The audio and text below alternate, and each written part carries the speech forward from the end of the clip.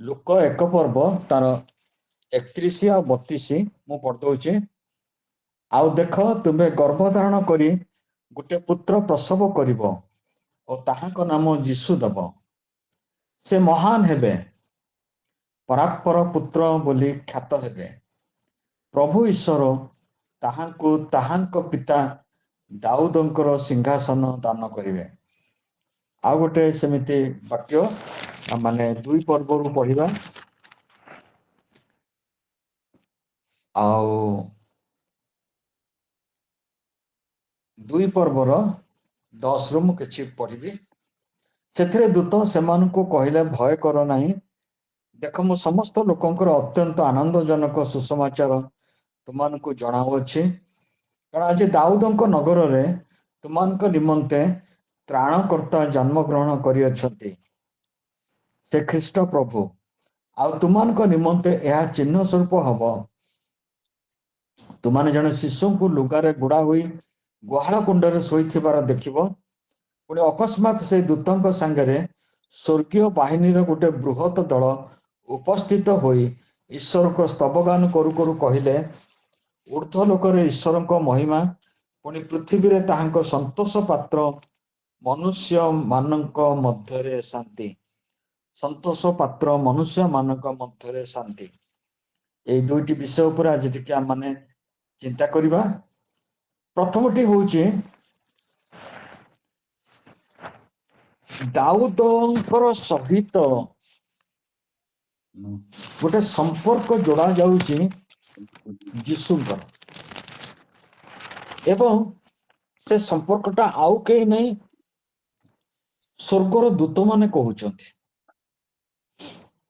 ମଣିଷ କହିଥାନ୍ତା ଗୋଟେ ଭିନ୍ନ କଥା, ଏଇଟା ସ୍ୱର୍ଗର ଦୂତମାନେ କହୁଛନ୍ତି। ଯୋଉଟା ଆମେ ପ୍ରଥମେ ପଢିଲୁ ଲୁକ 1 ପର୍ବର 32 ପଦ, ସେ ମହାନ ହେବେ ଓ ପରାତ୍ପରଙ୍କର ପୁତ୍ର ବୋଲି ଖ୍ୟାତ ହେବେ। ପୁଣି ଈଶ୍ୱର ତାହାଙ୍କୁ ପିତା ଦାଉଦଙ୍କର ସିଂହାସନ ଦାନ କରିବେ। ଦାଉଦଙ୍କର ସିଂହାସନ ଦାନ କରିବେ, ଏ ବିଷୟରେ ଦୂତ କହୁଛନ୍ତି। ପରାତ୍ପର କହିଲେ ଆପଣମାନେ କଣ ବୁଝୁଛନ୍ତି? ଯେହେତୁ ଏଇଟା ଆମର ବାଇବେଲ ଷ୍ଟଡି, ଆପଣଙ୍କର ସମ୍ପୂର୍ଣ୍ଣ ଅଛି ସ୍ୱାଧୀନତା। ଆପଣ ମୋ ସହିତ ଆପଣଙ୍କ ମତାମତକୁ ସେୟାର କରିପାରିବେ। ଯୋଉ ଲେଖା ହେଇଛି ସେ ମହାନ ହେବେ, ଇଂରାଜୀରେ ଅଛି ହି ୱିଲ୍ ବି ଗ୍ରେଟ୍, ଆଉ ପରାତ୍ପରଙ୍କର ପୁତ୍ର ବୋଲି ଖ୍ୟାତ ହେବେ। ତା ମାନେ କଣ ଆପଣ ବୁଝୁଛନ୍ତି? ଯୋଉଟା କି କେଜିଭି ଏନକେଜିଭି ରେ ଅଛି ମୋଷ୍ଟ ହାଇ, ସର୍ବପରିସ୍ଥ ବା ପରାତ୍ପରଙ୍କର ଶକ୍ତି ତୁମକୁ ଆବରିବେ। ତେଣୁ ପରାତ୍ପର କହିଲେ ହଉଛି ମୋଷ୍ଟ ହାଇ। ତାପରେ ଆମର ଦ୍ୱିତୀୟ ବିଷୟ ହଉଛି ଯେ ଆମେ ଦେଖିଲୁ ଯେ 2 ପର୍ବର 13, ଅକସ୍ମାତ୍ ସେହି ଦୂତଙ୍କ ସାଙ୍ଗରେ ସ୍ୱର୍ଗୀୟ ବାହିନୀର ଗୋଟେ ବୃହତ ଦଳ ଉପସ୍ଥିତ ହୋଇ ଈଶ୍ୱରଙ୍କର ସ୍ତବଗାନ କରୁ କରୁ କହିଲେ। ପ୍ରଥମରେ ଗୋଟିଏ ଦୂତ ଆସିଥିଲେ। ସେ ଦୂତ ଆଗେ ଇନଫରମେସନ ଟା ଦେଇଦେଲେ। ଇନଫରମେସନ ଦେଲା ପରେ ସେ ସେଠୁ ବୁଝେଇ ଦଉଛନ୍ତି ଯେ ଦାଉଦଙ୍କ ନଗରରେ ତୁମାନଙ୍କ ନିମନ୍ତେ ତ୍ରାଣକର୍ତ୍ତା ଜନ୍ମ ଗ୍ରହଣ କରିଅଛନ୍ତି।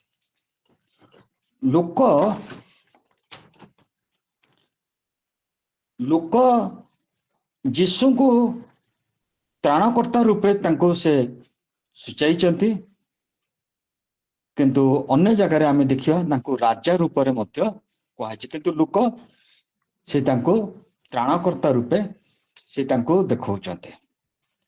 ଏଥିରେ ଆଉ ଗୋଟେ ବଡ ବିଷୟ ହଉଛି ଯେ ଦାଉଦଙ୍କର ସିଂହାସନ ତାଙ୍କୁ ଦିଆଯିବ, ଯୋଉଟା କି 1 ପର୍ବରେ, ଏବଂ ସେ ପରାତ୍ପରଙ୍କ ପୁତ୍ର ବୋଲି ଖ୍ୟାତ ହେବେ, ମହାନ ହେବେ, ପରାତ୍ପରଙ୍କ ପୁତ୍ର ବୋଲି ଖ୍ୟାତ ହେବେ। ଈଶ୍ୱର ତାହାଙ୍କୁ ତାହାଙ୍କ ପିତା ଦାଉଦଙ୍କ ସିଂହାସନ ଦାନ କରିବେ। ଯେହେତୁ ଟିକେ ଆଜି ବଡ ସବଜେକ୍ଟଟା ଅଛି, ମୁଁ ସେଥିପାଇଁ ଭାଇଙ୍କୁ କହିଥିଲି, ବୀରେନ୍ଦ୍ର ଭାଇଙ୍କୁ ଟିକେ ଶୀଘ୍ର ଆରମ୍ଭ କରିବା ପାଇଁ, କିନ୍ତୁ ଟିକେ ଡେରି ହେଇଗଲା ମୋ ଆଡୁ, ମୁଁ କ୍ଷମା ମାଗୁଛି। ବର୍ତ୍ତମାନ ଦେଖନ୍ତୁ ଦ୍ୱିତୀୟ ପର୍ବରେ ସେ କହୁଛନ୍ତି, ଦ୍ୱିତୀୟର 14ରେ, ଊର୍ଦ୍ଧ୍ୱ ଲୋକରେ ଈଶ୍ୱରଙ୍କ ମହିମା, ପୁଣି ପୃଥିବୀରେ ତାହାଙ୍କ ସନ୍ତୋଷ ପାତ୍ର ମନୁଷ୍ୟମାନଙ୍କ ମଧ୍ୟରେ ଶାନ୍ତି। ସନ୍ତୋଷ ପାତ୍ର ମନୁଷ୍ୟମାନଙ୍କ ମଧ୍ୟରେ ଶାନ୍ତି। ଏଇ ସନ୍ତୋଷ ପାତ୍ର ମନୁଷ୍ୟମାନଙ୍କ ମଧ୍ୟରେ ଦାଉଦ ଆସୁଛନ୍ତି। ମୁଁ ଆଜି ଯେତେବେଳେ ବାଇବଲ ଷ୍ଟଡି କରୁଥିଲି, ମତେ ଏତେ ଭଲ ଲାଗିଲା, ମୁଁ କହିଲି ନିହାତି ଏଟାକୁ ମୁଁ କହିବି। ପ୍ରଭୁଙ୍କର ସନ୍ତୋଷ ପାତ୍ର ହେଲେ ଆମମାନଙ୍କର ବେନିଫିଟ କେତେ ବା କେତେ ଆଶୀର୍ବାଦ ଆମେ ପାଇବା ଆଜି ଦେଖିବା। ଆପଣ ମୋ ସାଙ୍ଗରେ ବାହାର କରନ୍ତୁ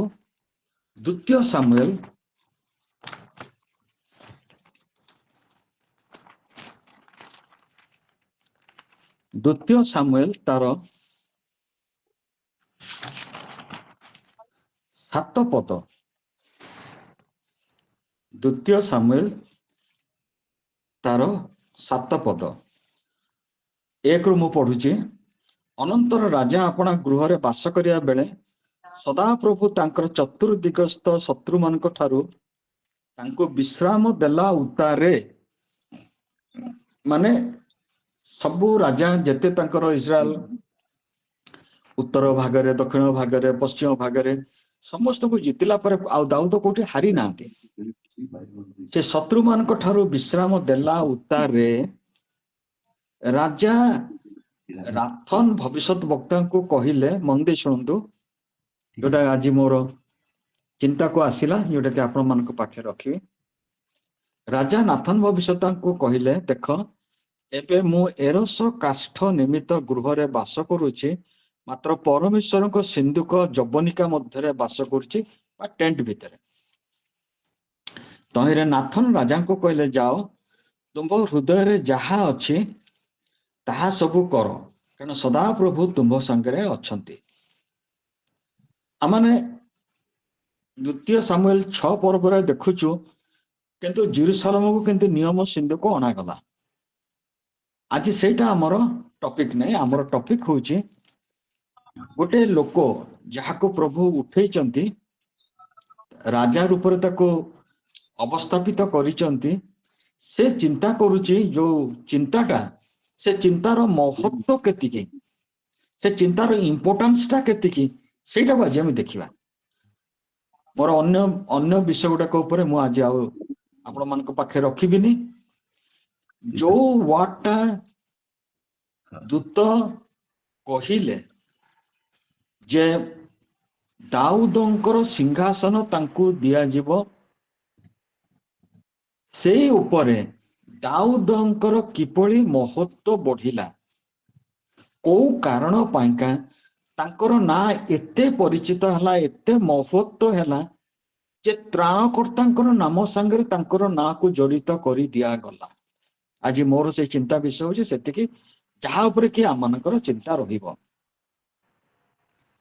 ନାଥନ ତାଙ୍କୁ ତରତରିଆକିରି କହିଦେଲେ, ନାଥନକୁ ଡାକିକିରି ଦାଉଦ କହୁଛନ୍ତି, ମୁଁ ଗୋଟେ ବଢିଆ ଫାର୍ଷ୍ଟ କ୍ଲାସ କାଠର ଗୃହରେ ଅଛି, ଆଉ ସେଠିକାର ଭଲ ବୋଧେ କାଠ ହଉଛି ଏରସ କାଠ ମୁଁ ଅଛି, କିନ୍ତୁ ମୋର ପରମେଶ୍ୱର ସେ ଗୋଟେ ଟେଣ୍ଟରେ ରହୁଛନ୍ତି। ନାଥନ ରାଜାଙ୍କୁ କହିଲେ, ଯାଅ ତୁମ ହୃଦୟରେ ଯାହା ଅଛି ତାହା ସବୁ କର, କାରଣ ସଦାପ୍ରଭୁ ତୁମ୍ଭ ସଙ୍ଗରେ ଅଛନ୍ତି। ତରତରିଆ ଏଟା ନିଜ ଆଡୁ କହିଦେଲେ। ତାହେଲେ ତମେ ମନ୍ଦିର ନିର୍ମାଣ କର ବା ପରମେଶ୍ୱର ପାଇଁ ଗୃହ ନିର୍ମାଣ କର। ଏତିକି ଜଷ୍ଟ କହି ସାରିଛନ୍ତି। 4 ପଦର ଦେଖନ୍ତୁ, ସେହି ରାତ୍ରି ସଦାପ୍ରଭୁଙ୍କ ବାକ୍ୟ ନାଥନଙ୍କ ନିକଟରେ ଉପସ୍ଥିତ ହେଲା ଯଥା, ଯାଅ ଆମ୍ଭ ଦାସ ଦାଉଦଙ୍କୁ ଜଣାଅ, ସଦାପ୍ରଭୁ ଏ କଥା କହନ୍ତି, ତୁମ୍ଭେ କି ଆମ୍ଭ ନିମନ୍ତେ ବସତି ଗୃହ ନିର୍ମାଣ କରିବ? ଆମ୍ଭେ ଇସ୍ରାଏଲ ସନ୍ତାନ ଗଣକୁ ମିଶ୍ରରୁ ବାହାର କରିବା ଆଣିବା ଦିନାବଧି ଆଜି ପର୍ଯ୍ୟନ୍ତ କୌଣସି ଗୃହରେ ବାସ କରିନାହୁଁ, ମାତ୍ର ତମ୍ବୁ ଓ ଆବାସ ମଧ୍ୟରେ ଗତାୟତ କରିଅଛୁ, ବାସ କରିନୁ, ଗତାୟତ କରିଅଛୁ। ଆମ୍ଭେ ସମୁଦ୍ର ଇସ୍ରାଏଲ ସନ୍ତାନ ସହିତ ଯେ ସବୁ ସ୍ଥାନରେ ଗମନାଗମନ କଲୁ, ତହିଁ ମଧ୍ୟରୁ କୌଣସି ସ୍ଥାନରେ ଆମ୍ଭ ଲୋକ ଇସ୍ରାଏଲକୁ ପାଳନ କରିବା ପାଇଁ ଯେଉଁମାନଙ୍କୁ ଆଜ୍ଞା ଦେଇଥିଲୁ, ଇସ୍ରାଏଲ ଏପରି କୌଣସି ବଂଶକୁ ତୁମାନେ କିଏ ତ ଆମ୍ଭ ପାଇଁ ଏରସ କାଷ୍ଠ ଗୃହ ନିର୍ମାଣ କରିନାହ, ଏପରିକି କଥା ଆମ୍ଭେ କହିଅଛୁ। ମାନେ ମୁଁ ତ କେବେ ତମାନଙ୍କୁ ତାଗିଦ କରିନି କି ଅନୁଶାସନ କରିନି ଯେ ମୋ ପାଇଁ ଗୋଟେ କାହିଁକି କାଠର ଗୃହ ବନେଇଲନି, କେବେ କହିଛି କି ତୁମକୁ? ଏଟା ଦେଖନ୍ତୁ କେତେ ସରଳ ଭାବରେ ଈଶ୍ୱର ଡିଲ୍ କରନ୍ତି ସରଳ ଲୋକମାନଙ୍କ ସାଙ୍ଗରେ। ମୁଁ କେବେ କି ତୁମମାନଙ୍କୁ କହିଛି ଏପରି କଥା କି ଆମ୍ଭେ କହିଅଛୁ? କେବେ ତ କହିନୁ। ବିୟୁଟିଫୁଲ। 8 ଏଣେ ଏବେ ତୁମ୍ଭେ ଆମ୍ଭ ଦାସ ଦାଉଦକୁ ଏପରି କୁହ, ସୈନ୍ୟାଧିପତି ସଦାପ୍ରଭୁ ଏ କଥା କହନ୍ତି, ତୁମ୍ଭେ ଯେପରି ଆମ୍ଭ ଲୋକ ଇସ୍ରାଏଲ ଉପରେ ଅଗ୍ରଣୀ ହବ, ଏଥିପାଇଁ ଆମ୍ଭେ ତୁମକୁ ମେଷଶାଳାରୁ ମେଷମାନଙ୍କ ପଶ୍ଚାତଗମରୁ ଗ୍ରହଣ କଲୁ। ତୁମେ ଯେଉଁ ଯେଉଁ ସ୍ଥାନକୁ ଗଲ ଆମ୍ଭେ ତୁମର ସଙ୍ଗୀ ହେଲୁ। ତୁମ ସମ୍ମୁଖରୁ ତୁମ ସମସ୍ତ ଶତ୍ରୁଙ୍କୁ ଉଚ୍ଛିନ୍ନ କଲୁ। ଆହୁରି ଆମ୍ଭେ ପୃଥିବୀସ୍ଥ ମହାଲୋକମାନଙ୍କର ନାମ ତୁଲ୍ୟ ତୁମର ମହାନାମ କରିବା। ଆଜି ସେଇ ମହାନାମକୁ ଦୂତ କହୁଛନ୍ତି। ଆମ ତ୍ରାଣକର୍ତ୍ତା ଜନ୍ମ ହେବେ, ତାଙ୍କ ସାଙ୍ଗରେ ନାଁ ଯୋଡୁଛନ୍ତି, ତାଙ୍କ ପିତା ଦାଉଦଙ୍କର ସିଂହାସନରେ ସେ ବସିବେ। ଯାହା ଈଶ୍ୱର ପ୍ରତିଜ୍ଞା କରନ୍ତି ଅକ୍ଷରେ ଅକ୍ଷରେ ସେ ପାଳନ କରନ୍ତି। ସେଇ ହଉଛି ଆମମାନଙ୍କର ଈଶ୍ୱର। ମତେ ଏତେ ଭଲ ଲାଗିଲା, ଏତେ ଖୁସି ଲାଗିଲା। ତାପରେ ଯେତେବେଳେ ଲୁକ 2ର ଆମେ ଦେଖୁଛୁ, ସେ କହୁଛନ୍ତି ଶାନ୍ତି କେବଳ ଆମର ସନ୍ତୋଷ ପାତ୍ର ଲୋକମାନଙ୍କ ନିକଟରେ ଈଶ୍ୱରଙ୍କ ଶାନ୍ତି, ସମସ୍ତଙ୍କୁ ନୁହେଁ। ଈଶ୍ୱରଙ୍କୁ ସନ୍ତୋଷ କରିବା, ସନ୍ତୁଷ୍ଟ କରିବା, ଯଦି କୌଣସି ପ୍ରିନ୍ସିପଲ ଥାଏ, କୌଣସି ଯଦି ଫର୍ମୁଲା ଥାଏ, ଆମେ ଦାଉଦଙ୍କ ପାଖରୁ ଶିଖିବା। ଏତେ ଖୁସି ହେଇଗଲେ ପ୍ରଭୁ ନାଥନକୁ କହୁଛନ୍ତି ଯାହା ଈଶ୍ୱରଙ୍କୁ କହିବା ସେୟା। କେତେ ସିମ୍ପାଥି ତାଙ୍କର ଆସିଗଲା ଈଶ୍ୱରଙ୍କର। ବର୍ତ୍ତମାନ ତ ସମୟ ହେଇଯାଉଛି, ମୁଁ 8 ପର୍ବକୁ ଆପଣଙ୍କୁ ନଉଛି। 2 ସାମୁଏଲ 8 ପର୍ବ।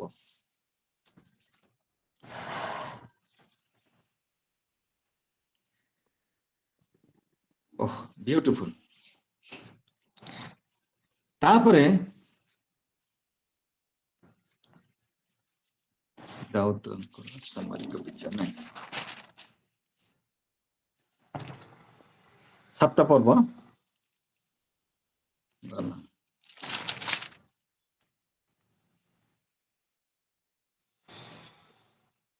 ହଁ, 7 ପର୍ବର 18 ପଦ। ତାର ଉପର ଶୀର୍ଷକ ହଉଛି ଦାଉଦଙ୍କର ଧନ୍ୟବାଦ ପ୍ରାର୍ଥନା।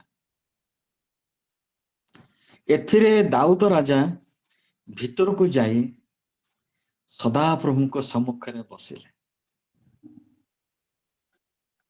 ପ୍ରିୟ ଭାଇ ଭଉଣୀ ମାନେ, କେମିତି ବୁଝେଇବି? ଯେତେବେଳେ ଆମର ପ୍ରିୟଜନ ମାନେ ଦୂରକୁ ଜାଗା ଯାଇଥିବେ, ଫେରି ଆସନ୍ତି, ନଟ୍ ଦ୍ୟାଟ୍ ଯେ ଆମେ 24 ଘଣ୍ଟା ତାଙ୍କ ସାଙ୍ଗରେ ବକର ବକର ବକର ବକର ବକର ବକର କଥାବାର୍ତ୍ତା କରୁଥିବା। ପ୍ରଥମେ ତ ତାଙ୍କର ଶୁଭାଶିଷ, ତାଙ୍କର ମଙ୍ଗଳ ବିଷୟ ସବୁ ଶୁଣିବା, ସବୁ କିଛି କରିବା। ସେମାନଙ୍କ ପ୍ରେଜେନ୍ସରେ ରହିଲେ ଗୋଟେ ଆନନ୍ଦ ଲାଗିବ। ଯେତେବେଳେ ଜୋଏଲ ଫେରି ଆସୁଥିବ, ରତ୍ନପ୍ରଭା ସିଷ୍ଟର ଆଉ ଅମର ଭାଇ ସବୁବେଳେ କଥାବାର୍ତ୍ତା କରୁନଥିବେ, କିନ୍ତୁ ଜୋଏଲର ଭେରି ପ୍ରେଜେନ୍ସଟା ତାଙ୍କୁ ଗୋଟେ ସାଟିସ୍ଫାକ୍ସନ ଦଉଥିବ। ତଥା ମୋର ପୁଅ ବୋଉ ଫେରି ଆସିଲେ ବି ସେମିତି ଲାଗେ। ଯେତେବେଳେ ଆମେ ପ୍ରଭୁଙ୍କର ସହିତ ସମୟ କଟୁ, ନଟ୍ ଦ୍ୟାଟ୍ ଯେ ଆମେ ସବୁବେଳେ ବକର ବକର ହବା, ତାହା ନୁହେଁ। ତାଙ୍କର ଉପସ୍ଥିତିରେ ବସିଲେ ବି ଗୋଟେ ସାଟିସ୍ଫାକ୍ସନ ଆସେ। ସେ ଜାଣିପାରନ୍ତି କାହାର ହୃଦୟରେ ଇଚ୍ଛା ଅଛି ମତେ ସନ୍ତୁଷ୍ଟ କରିବା ପାଇଁ। ଏ ପଦଟି ମତେ ଏତେ ଖୁସି ଲାଗିଲା। 7 ପର୍ବର 18 ପଦ। ଏଥିରେ ଦାଉଦ ରାଜା ଭିତରକୁ ଯାଇ ସଦାପ୍ରଭୁଙ୍କ ସମ୍ମୁଖରେ ବସିଲେ। प्रार्थना करना धन्यवाद देना खाली बसिले गोटे कृतज्ञतार हृदयर परिमापक काठी होची to be in the presence of God ईश्वर को उपस्थिति रे बसिबा तांको सहित किछ समय कटेवा होची गोटे प्रभु को संतुष्ट करिवार गोटे मेजरमेंट रड रे मपा जाए किंतु प्रभु को सम्मुख रे जतले हमें बसु से बुझी पारंती जे किए तांको संतुष्ट करिया पे चाहूची कहार हृदय रे से चिंता अच्छी जोहन जतेबेले यीशु को छाती ऊपर आउजी कि सोई पड़ुथिले प्रभु जानी पड़ुथिले ए पिलाटार केते स्नेह अछि मो प्रति से जानुथिले मो टोटाली होची ईश्वर ये टोटाली गोटे मनीष तथापि से केबे कहनांती नाई रे तू टिके तोर जगह रे बस सेमती हने बोली केबे कहिना झुंपा छुई देला से पुणी गोटे विदेशी स्त्री एभली विश्वास मु देखिनी आम ईश्वर केते प्रेममय ईश्वर मु खाली जे चिंता करथिली जो थे कि पाउल लिखुचंती ईश्वर को प्रेमर दर्घ प्रस्थ उच्चता पुणी लिखुचंती गभीरता आमे मापी परिबानी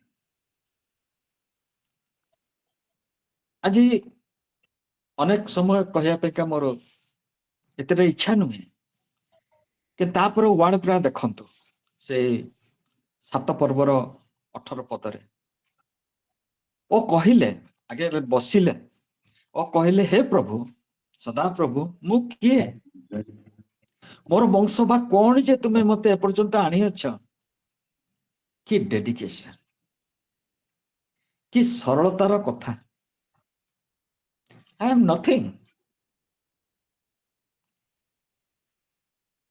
प्रिय भाई भणी माने मोर बयस जेते हे जाउची मत सेते खुशी लगे प्रभु को उपस्थिति रे बसिया बहुत भल लगे बेसी कुआडे जीवा पे मोर मोटे इच्छा नहीं मना भी कर दूची परमेश्वर को उपस्थिति मोर बेसी आवश्यक कि आनंद दिए मु किए से पचारचंती मु किए बा मोर वंश बा कौन तथापि हे प्रभु 19 तुम दृष्टि यह ही क्षुद्र विषय है ए तो तुम्हें अपना दासर वंश विषय आगत दीर्घ कालर कथा मध्य कही अछ हे सदा प्रभु यह कौन मनुष्यर व्यवस्था एटा मनुष्यर नुहे एटा ईश्वर एणु दाऊद तुमको आउ कौन कही पारे हे प्रभु सदा प्रभु तुम्हें अपना दास दाऊद को जानू अच्छ जिते पितरों को 3 थर पचारचंती जीशु मत प्रेम कर मत स्नेह कर लास्ट को पितर को प्रभु आप जानी मु स्नेह कर बोलिका मु कहवा अपेक्षा यू नो इट बेटर आप जानी दाऊद अन्य जगह कहते मु जुआडे गले भी तुम मत देखु अच्छ मोर अंतकोण को तुम्हें जानू अच्छ what a great god we have oh wonderful god तापरे और अनेक विषय अच्छे किंतु आउ से आड़ को जीवानी आमने पुणी फेरी जीवा से लोक पुस्तक 2 पर्व को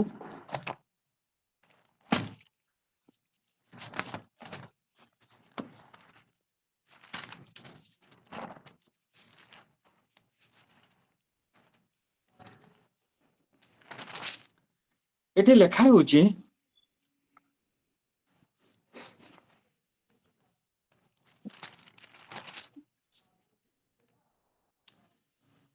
लुक 2 पर्वर 13 पदरे पुणी अकस्मात से दूतों सांगे स्वर्गीय बाहिनी गोटे बृहत दल उपस्थित होई ईश्वर स्तवगान करू करू कहले କେତେ ସେଥିରେ ଥିଲେ ଦୂତ କହିପାରିବେ? ଏଇ ଯୋଉ ବୃହତ ଦଳ ସ୍ୱର୍ଗୀୟ ବାହିନୀ ଗୋଟେ ବୃହତ ଦଳ ଆସିଲେ କେତେ ସେଥିରେ ଦୂତ ଥିଲେ ଆପଣ କହିପାରିବେ? କୋଉଠି ଲେଖା ହେଇଛି?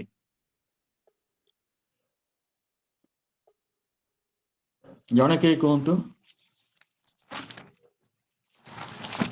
ଅନ୍ତତଃ କେତେ ହେଇଥିବେ ବୋଲିକା କୋଉ ଜାଗାରେ ବି ବାଇବଲର ଉଲ୍ଲେଖ ଅଛି?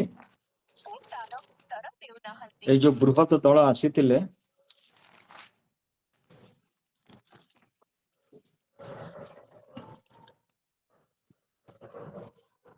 ସେ ବୃହତ ଦଳର ସାଙ୍ଗରେ ଯୋଉ ଦୂତ ମାନେ ଆସିଥିଲେ ସେମାନଙ୍କ ବିଷୟ କୋଉଠି ଲେଖା ହେଇନି, ନମ୍ବର କୋଉଠି ଲେଖା ହେଇନି, କିନ୍ତୁ ଏତିକି ଲେଖା ହେଇଛି ପ୍ରକାଶିତ ବାକ୍ୟ ତାର 5 ପର୍ବର 11 ପଦରେ,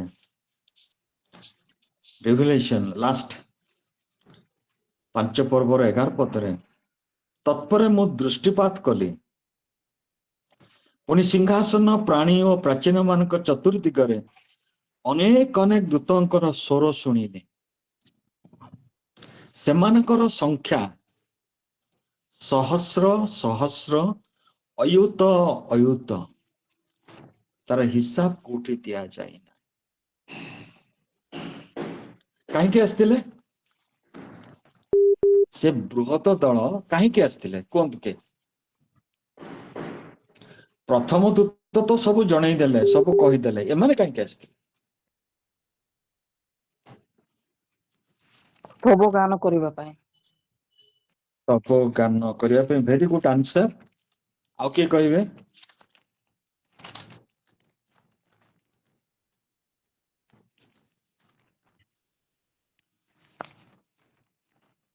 କୁହନ୍ତୁ, ଆଉ କିଏ ଜଣେ କୁହନ୍ତୁ। ସେ ତ ଲେଖା ହେଇଛି ସ୍ତବ ଗାନ ସେମାନେ କଲେ। ଆସନ୍ତୁ ବାହାର କରିବା ଏବ୍ରି ତାର 1 ପର୍ବର 6 ପଦ।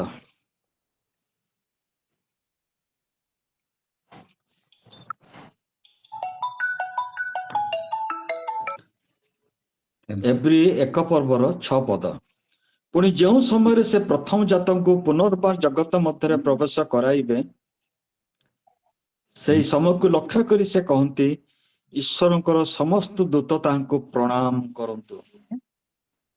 ଆମେ ସବୁବେଳେ ଗୀତ ବୋଲୁନା, ଆଗେ ମେଷପାଳ ଗଲେଣି ଚଞ୍ଚଳ, ଚାଲ ଯିବା ଚାଲ ନେଇ ପ୍ରୀତି ଫୁଲ, ସବୁ ସ୍ୱର୍ଗ ଦୂତ। ସ୍ୱର୍ଗ ଖାଲି ହେଇଗଲା। ଏଇ ଏବ୍ରିରେ କଣ ଲେଖା ହେଇଛି? ଈଶ୍ୱରଙ୍କର ସମସ୍ତ ଦୂତ ତାହାଙ୍କୁ ପ୍ରଣାମ କରନ୍ତୁ। ସେ ବୃହତ ଦଳ ସ୍ୱର୍ଗରୁ ଆସିଥିଲେ ନାରାୟଣ ନର ଦେହେ ତାଙ୍କୁ ଦେଖିବା ପାଇଁ, ତାଙ୍କୁ ପ୍ରଣାମ କରିବା, ସ୍ତବଗାନ କରିବା। ସେମାନେ ଆଉ ସ୍ୱର୍ଗରେ ତାଙ୍କୁ ଦେଖିବେନି। 33.5 ବର୍ଷ ସ୍ୱର୍ଗରେ ତାଙ୍କୁ ଆଉ ଦେଖିବେନି। ଈଶ୍ୱର ପଠେଇଥିବେ, ତମାନେ ଯାଅ ପ୍ରଣାମ କରିକି ଆସ। ସନ୍ତୋଷ ପାତ୍ର ଲୋକମାନଙ୍କୁ ସେ ଭଲ ପାଆନ୍ତି।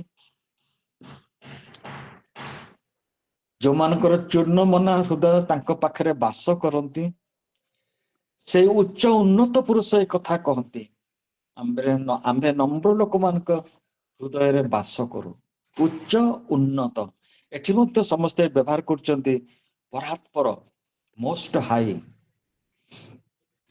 ଆଉ ସେଇ ମୋଷ୍ଟ ହାଇ ସେ ଚାହୁଁଥିଲେ ତାଙ୍କର ଏକମାତ୍ର ସନ୍ତାନର ଜନ୍ମ ଯେତେବେଳେ ପୃଥିବୀରେ ହେଇଛି, ସ୍ୱର୍ଗରୁ ସବୁ ଦୂତ ଯାଇ ଯାକୁ ପ୍ରଣାମ କରିବେ। ଏ ପଦଟି ପଢିଲା ବେଳକୁ ମତେ ଏତେ ଖୁସି ଲାଗୁଛି, ଈଶ୍ୱରଙ୍କର ସମସ୍ତ ଦୂତ ତାହାଙ୍କୁ ପ୍ରଣାମ କରନ୍ତୁ। ପ୍ରଥମରେ ସେମାନେ ଆସିଲେ, କେହି ପ୍ରଣାମ କରିନାହାନ୍ତି, ସେମାନେ ହିଁ ପ୍ରଣାମ କଲେ। ଆଉ ସେଇ ଯୋଉ ସ୍ୱର୍ଗୀୟ ବା ଐଶ୍ୱରିକ ଯୋଉ ଦର୍ଶନ, ସେଥିପାଇଁକା ସ୍ପେଶାଲ ପାସ୍, ସ୍ପେଶାଲ ଟିକଟ ହେଇଥିଲା। କୋଉମାନଙ୍କୁ ଡକା ହେଇଥିଲା? ହେରୋଦ, ପିଲାତ, ପ୍ରଧାନ ଯାଜକ, ନା ନା ନା ନା ନା ନା, ଏ ହେଭେନ ର ଏ କନସର୍ଟରେ କୌଣସି ଲୋକକୁ ଡକା ହେଇ ନଥିଲା। ସମାଜର ଯୋଉମାନେ ହଉଛନ୍ତି ତଳ ସ୍ତରର ମେଷ ପାଳକ, ତାଙ୍କ ଦେହରୁ ଗନ୍ଧ ବାହାରେ, ସେମାନଙ୍କ ପାଇଁ ଥିଲା ଏ କନସର୍ଟ। ଏ ମ୍ୟୁଜିକ କ୍ୟାରଲ ଥିଲା ସେମାନଙ୍କ ପାଇଁକା, ଏକ୍ସମସ୍ କ୍ୟାରଲ ଥିଲା ସେମାନଙ୍କ ପାଇଁ। ସେ କି ସ୍ୱର୍ଗୀୟ ଦର୍ଶନ ସେମାନେ ସେଦିନ ନ ଦେଖିଥିବେ। ଏଣ୍ଟାର ଏଞ୍ଜେଲିକ ଫୋର୍ସ ଆକାଶରେ ଈଶ୍ୱରଙ୍କର ସ୍ତବ କରୁଛନ୍ତି। ପ୍ରଭୁ ଆମମାନଙ୍କ ପାଇଁକା ସବୁବେଳେ ଚିନ୍ତିତ। ସେ ଦିନହୀନଙ୍କୁ ଧୂଳିରୁ ଉଠାନ୍ତି, ଧନୀମାନଙ୍କୁ ଫେରେଇ ଦିଅନ୍ତି। ଆପଣଙ୍କୁ ମତେ ପ୍ରଭୁ ପ୍ରେମ କରନ୍ତି। ଯୋଉମାନଙ୍କ ସମାଜରେ କିଛି ଷ୍ଟାଟସ ନାହିଁ, ତାଙ୍କୁ କିଏ ପଚାରେ ନାହିଁ, ତାଙ୍କୁ କିଏ କିଛି, ତାଙ୍କ ବିଷୟରେ କିଏ କିଛି ଭାବେନି, ବୁଝେନି, କିଛି ନାହିଁ, ଏଭଳି ଗୋଟେ ଅଣଦେଖି ଅଶିକ୍ଷିତ ବର୍ଗର ଲୋକମାନଙ୍କ ପାଇଁକା ସେଦିନ ଥିଲା ହେଭେନର ମ୍ୟୁଜିକାଲ ଆରେଞ୍ଜମେଣ୍ଟ ବା ଏକ୍ସମସର ପ୍ରଥମ କ୍ୟାରଲ। ସେମାନେ ଥିଲେ ତାଙ୍କର ସନ୍ତୋଷ ପାତ୍ର। ଆମର ଏଇ ଫିଜିକାଲ ଷ୍ଟାଟସ କିଛି ମାହିନେ ନାହିଁ, କିଛି ତାର ମୂଲ୍ୟ ନାହିଁ। ଦାଉଦ ଖାଲି କହିଦେଲେ ଏତିକି, ମୁଁ ରହୁଛି ବଢିଆ ଘରେ, ମୋର ପ୍ରଭୁ ରହିବେ ଟେଣ୍ଟରେ। ପ୍ରଭୁ ଏତେ ଖୁସି ହେଇଗଲେ, ତାର ନାମକୁ ମହାନ କରିବେ। ଏଭଳି ମହାନ କଲେ, ନିଜ ପୁତ୍ରଙ୍କର ଜନ୍ମ ସାଙ୍ଗରେ ତାକୁ ଯୋଡି ଦେଲେ। Praise the Lord. Hallelujah. ନିଜେ କହୁଛନ୍ତି ମୁଁ ତାକୁ ମେଷଶାଳାରୁ ଆଣିଲି, ମେଷ ଜଗୁଥିଲା ସେଠୁ ତାକୁ ଆଣିଲି।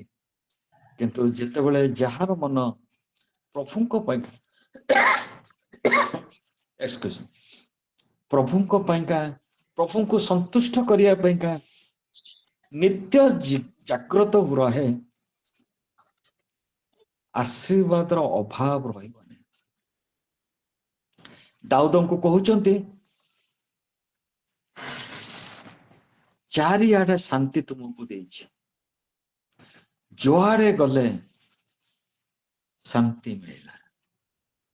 ଆଗକୁ ଅନ୍ୟ ବିଷୟ ଅଛି କିନ୍ତୁ ସମୟ ନାହିଁ। ପ୍ରଭୁ ଯୋଉ ଦୟା ପ୍ରକାଶ ଆମମାନଙ୍କୁ କରୁଛନ୍ତି, ସେ ଦୟାର ସୀମାଟା ଆମ ଭିତରେ ନ ରହିଯାଉ। ତାର ନେକ୍ସଟ ଦେଖିବେ, ସେ କେମିତି ସାଉଲଙ୍କର ଗୋଟେ ନାତି ମଫିବୋଶତକୁ ଦୟା ଦେଖେଇଲେ। ଏଇ ହଉଛି ସନ୍ତୋଷ ପାତ୍ର ଲୋକମାନଙ୍କର ପରିଚୟ। ନିଜ ଭିତରେ ରହିଯିବନି ସବୁ, ଈଶ୍ୱରଙ୍କ ଆଶୀର୍ବାଦ ସେଟା ପ୍ରକାଶିତ ହବ, ତାର କ୍ୟାସକେଡିଂ ଏଫେକ୍ଟ ଆସିବ ବା ରିପଲ ଏଫେକ୍ଟ ଆସିବ। ଗୋଟେ ଖପରାକୁ ଆମେ ସେ ପାଣିରେ ମାରୁ, ଆଉ ସେ ଯେତେବେଳେ ଯାଏ ଗୋଟେ ରିପଲ ସୃଷ୍ଟି କରି କରି କରି ଯାଏ। ସେମିତି ପ୍ରଭୁଙ୍କର ଆଶୀର୍ବାଦ ସେ ଗୋଟେ ଜାଗାରେ ରହିଯିବନି, it will have a ripple effect. ସନ୍ତୋଷ ପାତ୍ର ହବା, କେତେ କ୍ଲିୟର କଟ ଈଶ୍ୱରଙ୍କର ବାକ୍ୟ। ଊର୍ଦ୍ଧ୍ୱ ଲୋକରେ ମହିମା, ଊର୍ଦ୍ଧ୍ୱ ଲୋକରେ ରହନ୍ତି କିଏ? ପରାତ୍ପର ଈଶ୍ୱର, ମୋଷ୍ଟ ହାଇ ସେ ରହନ୍ତି ଊର୍ଦ୍ଧ୍ୱ ଲୋକରେ। ଆଉ ପୃଥିବୀରେ ସେ ଉଚ୍ଚ ଉନ୍ନତ ପୁରୁଷ ନମ୍ର ଲୋକମାନଙ୍କୁ ଖୋଜି ଖୋଜି ଆସନ୍ତି, ଯୋଉମାନଙ୍କ ହୃଦୟ ଚୂର୍ଣ୍ଣ ହେଇଛି। ମୁଁ ନମ୍ର ମନା ଚୂର୍ଣ୍ଣ ମନାଙ୍କ ସାଙ୍ଗରେ ବାସ କରେ।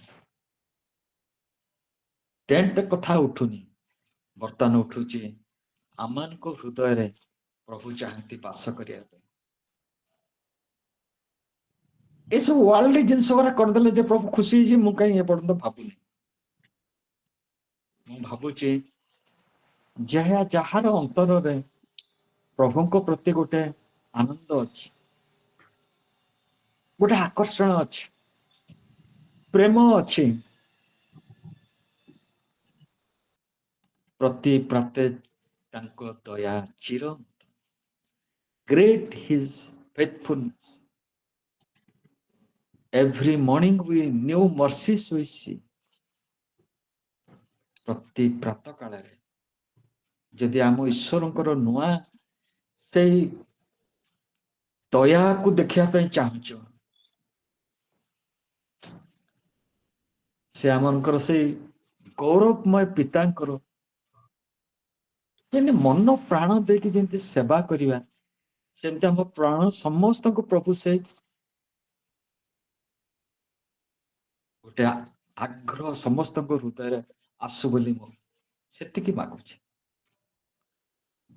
ଏମିତି ପ୍ରାର୍ଥନା ସଭା ଚାଲିଥିବ, ଏମିତି ଆମେ ଆସୁଥିବା ଯାଉଥିବା, କିନ୍ତୁ ଆଜି ଗୋଟିଏ କ୍ୟାରେକ୍ଟର ଆମେ ଦେଖିଲୁ ଯେ ପ୍ରଭୁଙ୍କୁ ସେ କେତେ ଭଲ ପାଆନ୍ତି।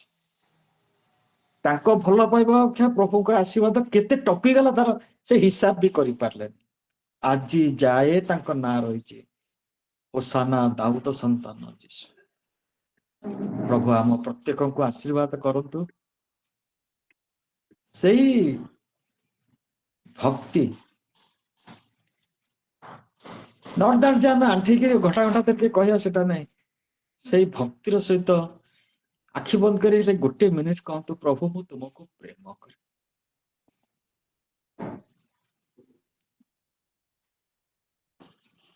Lord, I love you. I love you, Lord. ପ୍ରଭୁ ଆଶୀର୍ବାଦ କର।